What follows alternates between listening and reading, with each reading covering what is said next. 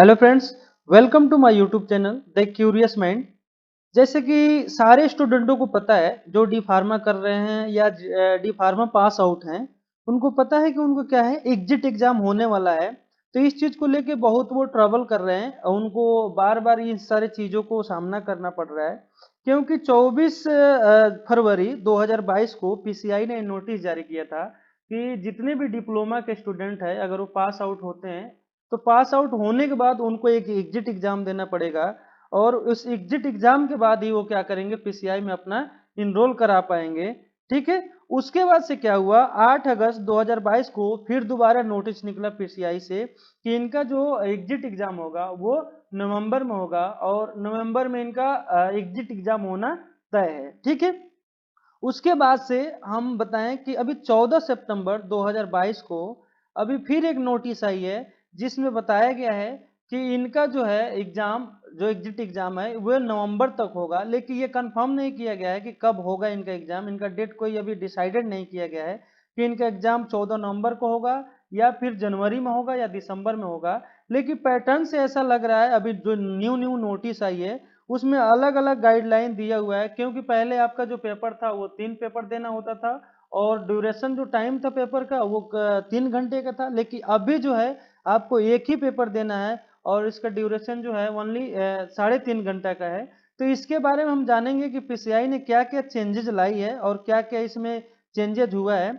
जैसे बात करें अभी डिप्लोमा इन फार्मेसी के एग्जिट एग्जाम रेगुलेशन के लिए, तो देखिए 24/2/2022 को क्या हुआ था, उन्होंने बताया था कि क्या होगा जो डिप्लोमा सेकेंड ईयर है जो पास आउट होकर निकलेंगे उनके लिए क्या होगा एग्जिट एग्जाम होगा। देखिए यहाँ पे उसके बाद से अभी 8 अगस्त को क्या किया था, इन्होंने दोबारा नोटिस जारी किया था और बताया था कि इनका क्या होगा एग्जिट एग्जाम होगा और नवंबर तक में भी हो सकता है। लेकिन जो 8 अगस्त की जो नोटिस थी इसको भी कैंसिल करके इन्होंने जो अभी 14 सितंबर को क्या किया नोटिस जारी किया है और जो एग्जिट एग्जाम का पैटर्न है उसको उन्होंने क्या किया है चेंज कर दिया है।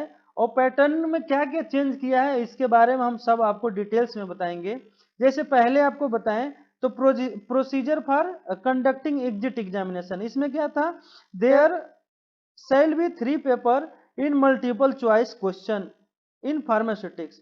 देखिए इसमें क्या था कि इसमें 3 पेपर देने होते थे और क्वेश्चन जो मल्टीपल चॉइस क्वेश्चन होंगे इसमें फार्मास्यूटिक्स है, फार्माकोलॉजी है, फार्माकोग्नोसी है, फार्मास्यूटिकल केमिस्ट्री है, बायोकेमिस्ट्री है, हॉस्पिटल एंड क्लिनिकल फार्मेसी है, फार्मास्यूटिकल जूरिस्प्रूडेंस है, ड्रग एंड स्टोर मैनेजमेंट है।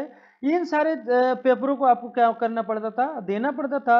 और यहाँ पे देखिए ड्यूरेशन लिखा हुआ है 3 आवर, यहाँ पे क्या है ड्यूरेशन आपका 3 आवर लिखा हुआ है। जबकि जो न्यू गाइडलाइन आया है उसमें इसका प्रोसीजर क्या है आपका 1 होगा और इसमें ड्यूरेशन ऑफ टाइम जो है उसको आधे घंटे बढ़ा दिया गया है, 3.5 घंटा का पेपर कर दिया गया है। Duration of time the test shall be 3.5 hours, इसमें क्या किया गया है 3.5 घंटे का इसको पेपर को टाइम कर दिया गया है। जबकि जो पहला पैटर्न था उसमें कितना था 3 घंटे का टाइम दिया जा रहा था। ठीक है, उसमें 3 पेपर करना था, लेकिन अभी जो अपना 14 सितंबर को जो नोटिस जारी हुआ है उसमें सिर्फ इनको एक ही पेपर जो है देना है। ठीक है।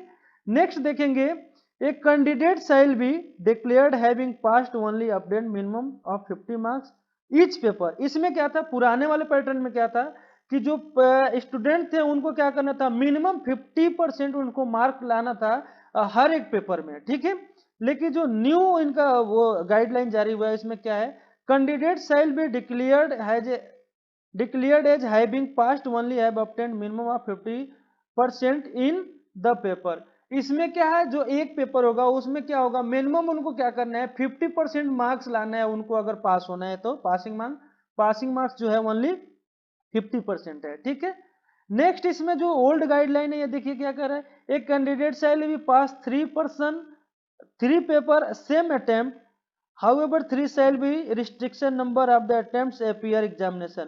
इसमें क्या है, जो कैंडिडेट पास हैं उनको 3 पेपर देना था और तीनों पेपर उनको देना बहुत ही जरूरी था। ठीक है।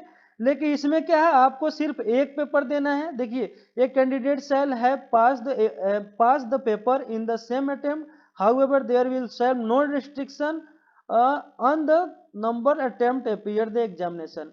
इसमें क्या है एक पेपर देना है और इसमें कोई ये रिस्ट्रिक्शन नहीं दिया गया है कि आपको एक ही बार पेपर देना है, आपको एग्जिट एग्जाम का पेपर आप कई बार भी दे सकते हैं। ठीक है, जस्टिफिकेशन में पीसीआई ने अपना क्या जस्टिफिकेशन दिया है, इन्होंने पीसीआई ने ये बताया है कि there is administrative challenges in administering examination on 3 days for around 2 lakh candidates. ये जस्टिफिकेशन में उन्होंने दिया है और इसलिए इन्होंने चेंज किया है अपने गाइडलाइन को कि जैसे 2 या 3 लाख जो स्टूडेंट है उनको अगर 2 या 3 पेपर अगर देना होगा तो कहीं भी अगर रहते हैं तो उनके लिए क्या होगा, बहुत ही क्राउड हो जाएगा और उनके लिए बहुत ही सफर करना पड़ेगा। इसलिए उन्होंने क्या किया, इसको चेंज किया है ताकि 3 दिन कहीं बच्चे को रुकना हो या तो रूम ना मिले या फिर रहने की जगह ना मिले, या 400-500 किलोमीटर से बच्चे आते हैं तो उनको जाने आने में दिक्कत ना हो। तो 3-4 दिन का पेपर जो होगा, 3 दिन का पेपर होगा, ये बहुत उनके लिए डिफिकल्ट हो सकता है। इसीलिए पीसीआई ने अपने गाइडलाइन को जारी किया है और इन्होंने एक पॉइंट और जोड़ा है, it will be also increase financial burden of student. और इससे क्या हो सकता था कि जो स्टूडेंट हैं उनके लिए क्या हो सकता था, फाइनेंशियल बर्डन भी हो सकता था।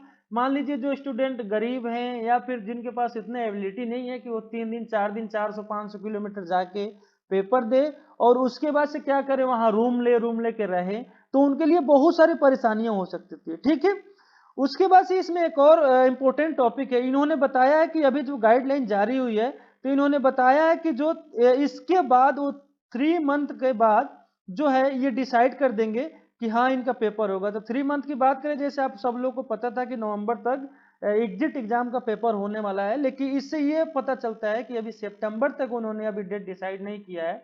तो हो सकता है इसका टाइम बढ़ भी सकता है, जो एग्जिट एग्जाम का टाइम है वो बढ़ भी सकता है। हो सकता है नवंबर में ना होके जनवरी में हो सकता है, फरवरी में हो सकता है या दिसंबर में हो सकता है। ये मतलब कंफर्म नहीं है, लेकिन आप अपना तैयारी करते रहिए।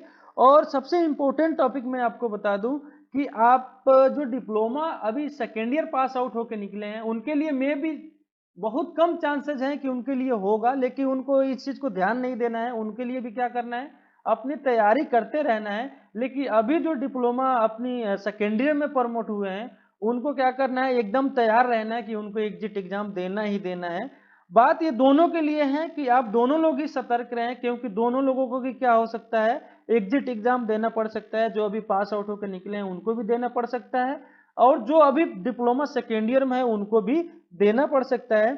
और सबसे इंपॉर्टेंट बात मैं आपको एक चीज और बता दूं कि आप जो है अगर जो भी एग्जिट एग्जाम के लिए एमसीक्यू क्वेश्चंस पढ़ रहे हैं उसमें सबसे इंपॉर्टेंट अगर सब्जेक्ट आपको बताऊं तो सबसे इंपॉर्टेंट सब्जेक्ट की बात करें तो फार्मास्यूटिक्स से पढ़िए, आप फार्माकोलॉजी पढ़िए, फार्माकोग्नोसी और फार्मास्यूटिकल केमिस्ट्री, बायोकेमिस्ट्री, इन सारे सब्जेक्टों को आप बहुत ही ध्यान से पढ़िए क्योंकि ये बहुत ही इंपॉर्टेंट है और इससे ज्यादा क्वेश्चन आने की चांसेस होती है।